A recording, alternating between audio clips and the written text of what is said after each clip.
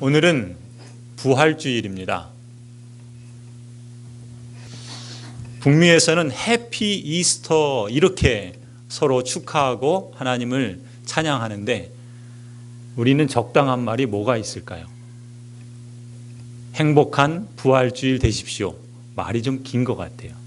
그래도 복된 날이니까 우리 옆에 있는 분들하고 다시 한번 해피 이스터, 행복한 부활주일 되십시오. 인사 한번 나누십시다.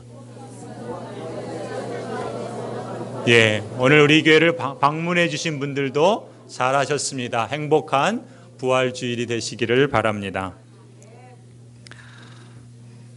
여러분은 예수 그리스도의 부활을 믿으십니까?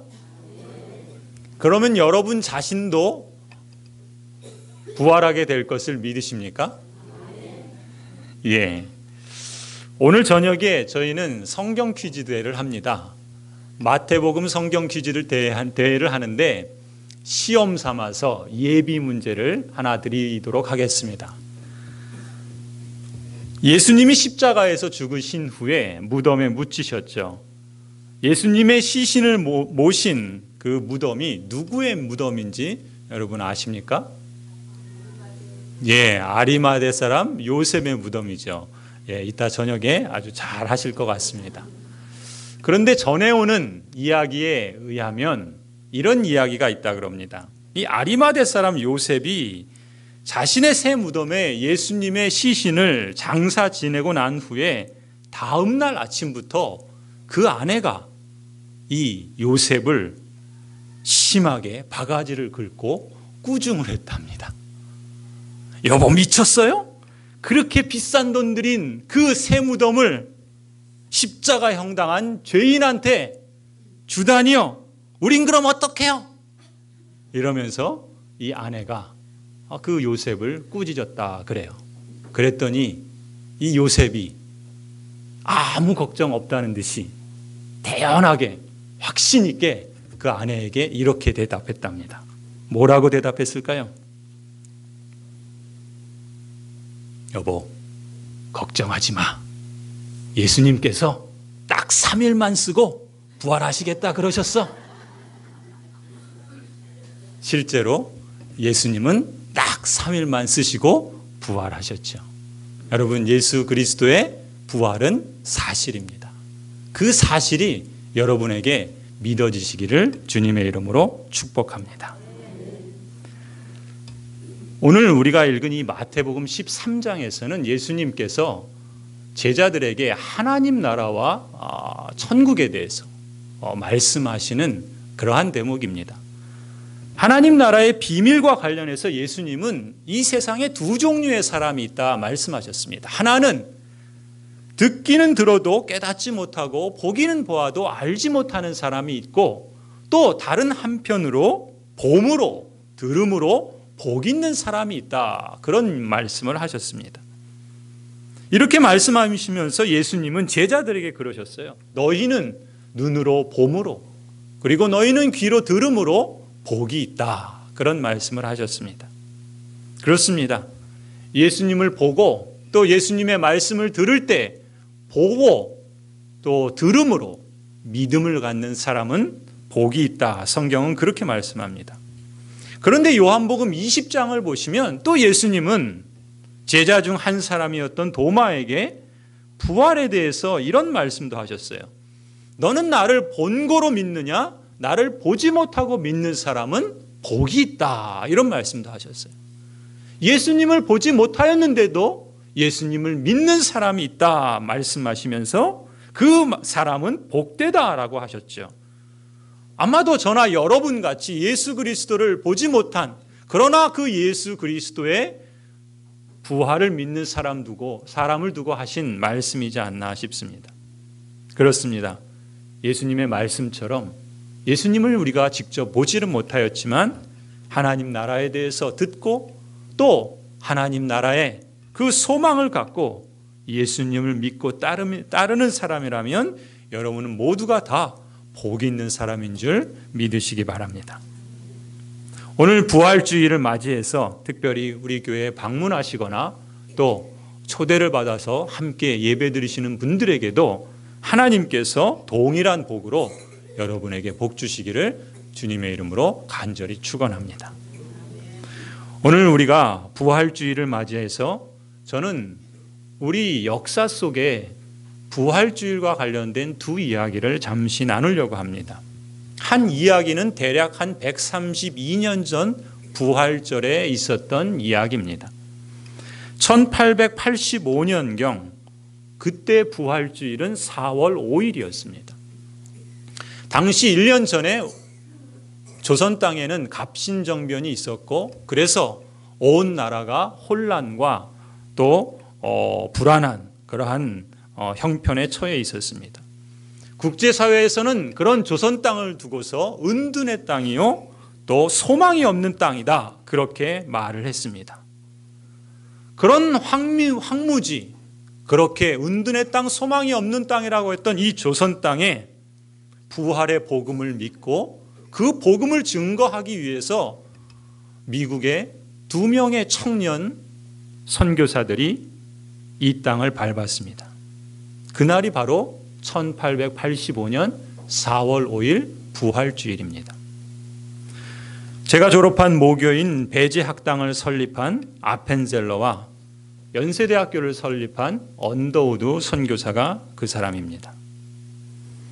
언더우드 선교사는 이렇게 기도했다 그럽니다. 화면을 한번 같이 보실까요? 주여, 지금은 아무것도 보이지 않습니다. 주님, 메마르고 가난한 땅, 나무 한 그루 시원하게 자라오르지 못하고 있는 땅에 저희들을 옮겨와 심으셨습니다. 그 넓고 넓은 태평양을 어떻게 건너왔는지 그 사실이 기적입니다. 주께서 붙잡아 뚝 떨어뜨려 놓으신 듯한 이곳, 지금은 아무것도 보이지 않습니다. 보이는 것은 고집스럽게 얼룩진 어둠뿐입니다. 어둠과 가난과 인습에 묶여있는 조선 사람뿐입니다. 그들은 왜 묶여있는지도 고통이라는 것도 모르고 있습니다. 고통을 고통인 줄 모르는 자에게 고통을 벗겨주겠다고 하면 의심부터 하고 화부터 냅니다. 조선 남자들의 속셈이 보이지 않습니다. 이 나라 조정의 내심도 보이질 않습니다. 가마를 타고 다니는 여자들을 영영 볼 기회가 없으면 어쩌나 합니다. 조선의 마음이 보이질 않습니다. 그리고 저희가 해야 할 일이 보이질 않습니다. 그러나 주님, 순종하겠습니다. 겸손하게 순종할 때 주께서 일을 시작하시고 그 하시는 일을 우리들의 영적인 눈이 볼 수 있는 날이 있을 줄 믿나이다. 믿음은 바라는 것들의 실상이요 보지 못하는 것들의 증거니라고 하신 말씀을 따라서 조선의 믿음의 앞날을 볼 수 있게 될 것을 믿습니다. 지금은 우리가 서양 귀신 양기자라고 손가락질 받고 있사오나 저희들이 우리 영혼과 하나인 것을 깨닫고 하늘나라의 한 백성 한 자녀임을 알고 눈물로 기뻐할 날이 있음을 믿나이다. 지금은 예배드릴 예배당도 없고 학교도 없고 그저 경계의 의심과 멸시와 천대함이 가득한 이곳이지만 이곳이 머지않아 은총의 땅이 되리라는 것을 믿습니다. 주여, 오직 제 믿음을 붙잡아 주소서. 성도 여러분, 당시에는 아무것도 보이지 않는 그런 땅에 한 선교사가 봄으로 들음으로 그 넓은 태평양을 건너와서 복음의 씨앗을 뿌렸습니다. 아무것도 보이지 않는 그 어둠과 인습이 가득한 그 땅에 뿌려진 그 씨앗이 지금 오늘에 이르러서는 수많은 그리스도인들과 수많은 교회들이 이 땅에 세워지고 심지어 수많은 선교사들을 다른 나라에 같은 부활의 복음을 증거하기 위해서 파송하고 있는 그런 은총의 나라가 되었습니다. 여러분, 누가 이런 일이 있을 줄 상상이나 했겠습니까? 부활의 복음을 듣고 봄으로 그것을 갖고 이 땅에 그 복음의 씨앗을 뿌린 한 사람의 그 일을 통하여 하나님께서 이런 놀라운 일들을 행하신 겁니다. 또 같은 날 조선 땅을 밟은 아펜젤러 선교사님은 본국에 보낸 첫 선교 보고서에 부활절에 조선 땅을 밟은 감회를 이렇게 보고합니다. 우리는 부활절에 이곳에 왔습니다. 그날 사망의 철장을 쳐부수고 부활하신 주님께서 조선의 결박을 끊어주시고 하나님의 자녀로 빛과 자유의 세계로 인도해 주시기를 기도했습니다. 아펜젤러 선교사님도 이 조선 땅에서 왕성한 선교 사역을, 부활의 복음을 전하셨습니다. 이 선교사님이 1902년경 6월에 목포에서 성경 번역 회의가 있어서 그곳에 참석하기 위해서 배를 타고 가셨습니다. 그때 한국어 조수로 조한규 씨가, 그리고 친지의 부탁을 받은 이화학당의 한 여학생이 함께 그 배에 타고 목포를 향했습니다. 그런데 목포로 가는 길에 이 선박이 다른 배와 부딪혀서 침몰했습니다. 그리고 이 아펜젤러 선교사님은 거기서 순교하셨습니다. 배제학당에 모든 학생들이 예배를 드립니다. 기독교 학교이기 때문에 그런 채플 시간에 저도 그런 얘기를 들었습니다. 이 아펜젤러 선교사님의 이야기를 들으면서, 그 설립자가 바로 이 아펜젤러 선교사님인데 이분은 수영을 무척 잘하셨다 그럽니다. 그런데 그런 분이 거기에 빠져서 죽으셨다라고 하는 것이 믿겨지지가 않는다고 그런 얘기를 합니다. 그런데 그때 조난당한 배에서 살아남은 광산업자 보울비라고 하는 사람이 있는데, 이 사람이 살아남아서 그때 기록을 이렇게 남겼다 그래요. 아펜젤러 선교사는 충분히 탈출할 시간이 있었음에도 불구하고 배 아래 칸 3등 선실에 있던 한국인 조수와 이화학당 여학생을 구하려고 아래로 내려갔다가 참변을 당했다고 그렇게 보고를 했다 그럽니다. 저는 여기서 부활절 두 번째 이야기를 나누고 싶습니다. 3년 전 오늘 4월 16일, 오늘은 세월호라고 하는 잊을 수 없는 아픔을 겪은 날이기도 합니다. 그날 아들을 잃은 개척교회를 목회하시던 사모님의 이야기입니다. 그 사모님은 참사가 있은 20일 후에 처음으로 그 사고 해역을 찾았답니다. 그때까지도 아들을 만나지 못했던 것이죠. 그 바다를 보면서 아들의 이름을 부르면서 이렇게 말했답니다. 아들아, 미안하다. 엄마가 용기가 안 나 이제야 왔어. 이제 그만 나와. 아들아, 집에 가자. 그런데 놀라운 것은 거짓말과 같이 그날 오후에 그 아들의 시신을 수습하고 엄마 품에 안겼다 그럽니다. 이 사모님은 그로부터 이 세월호 진상조사를 위해서, 그리고 많은 사람들에게 도움을 청하며 이런저런 모임에 참여했다 그래요. 그런데 안타까운 것은 이 진상규명을 반대하는 그리스도인들이 참 많았다 그래요. 심지어 유가족들에게 이제 그만하라고 그렇게 욕하는 사람들도 있었고, 또 진상규명을 요구하는 유가족을 두고서 보상금을 노린다면서 그렇게 폄하하는 이들도 많았다 그럽니다. 그래서 이 사모님은 이런 기도를 많이 했답니다.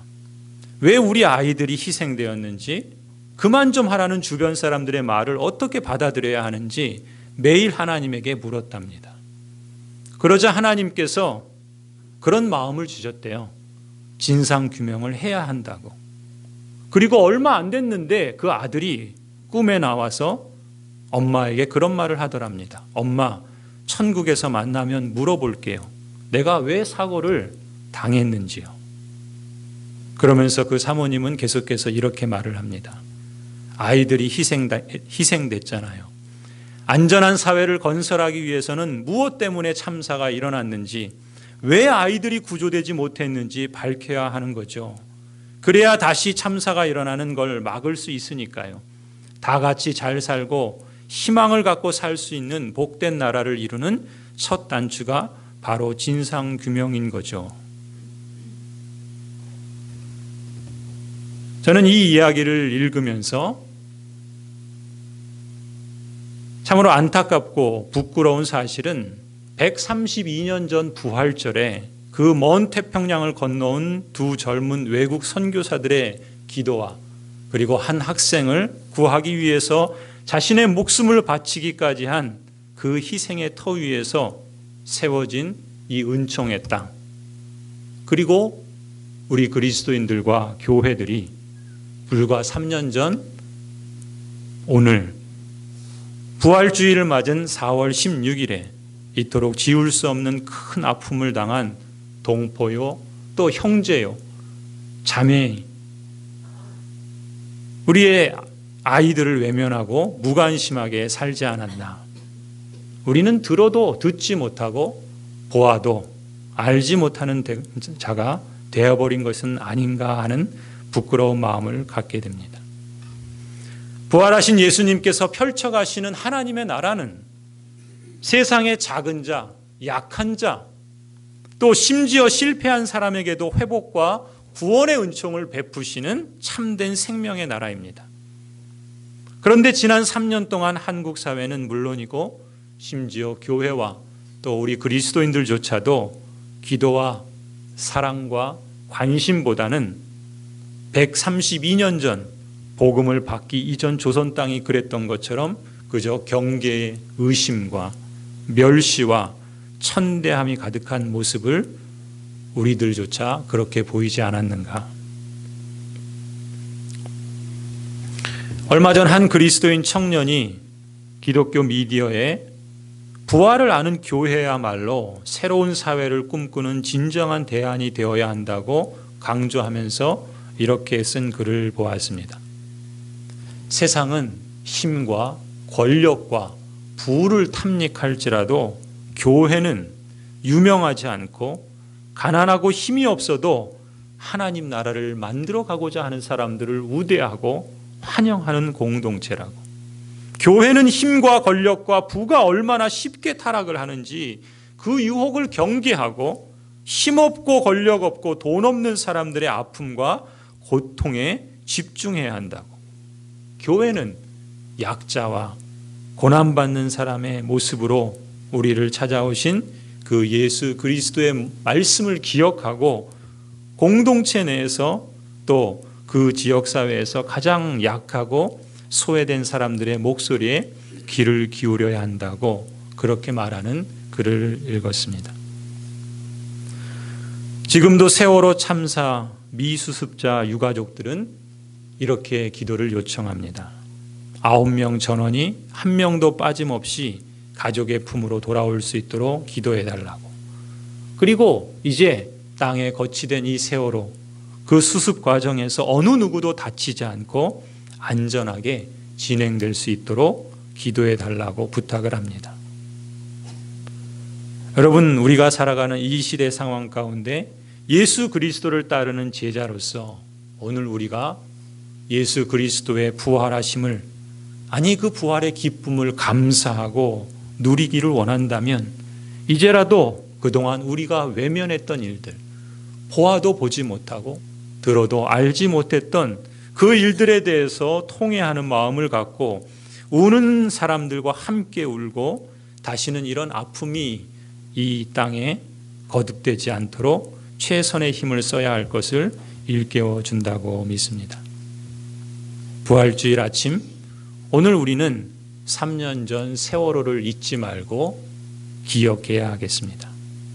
하나님의 나라와 주 예수 그리스도의 부활을 보고 듣고 믿음으로 복 있는 우리가 이제 그 부활 생명을 가지고 이 땅의 아픔과 현실을 바로 보고 바로 들음으로써 이 땅의 온전한 샬롬 그리고 생명이 가득한 하나님의 나라를 이루어가기 위해서 우리의 마음과 또 우리의 기도와 또 우리의 힘을 모아서 사랑을 실천해야 할 줄로 믿습니다. 우리의 삶의 자리에서부터 실천해 나가야 합니다. 우리가 있는 이 마을에서부터 실천해 가십시다. 하나님 나라를 봄으로 들음으로 복이 있는 자가 되셨다면 이제 하나님 나라를 보여주고 들려줌으로 복의 근원이 되시기를 소원합니다. 부활이란 미래의 실제가 오늘 우리의 현재 세계로 뚫고 들어와 있다는 증거입니다. 미래에 임할 하나님의 능력이 오늘 현재 우리의 삶에도 뚫고 들어와서 지금 내 안에 있다라는 것을 드러내는 진리가 바로 부활입니다. 이러한 하나님의 능력이 날마다 매 주일마다 교회에서만이 아니라 우리의 일상생활 속에서 그리고 우리가 살아가는 이 땅과 우리가 처한 이 마을, 이 고향동, 이 지역사회 속에서 오늘 우리의 현실이 되어서 나타날 수 있도록 우리가 그렇게 주님의 뜻을 이루어가는 참된 부활의 그 증거를 가진 그리스도인이 되기를 주님의 이름으로 간절히 소원합니다. 기도하시겠습니다.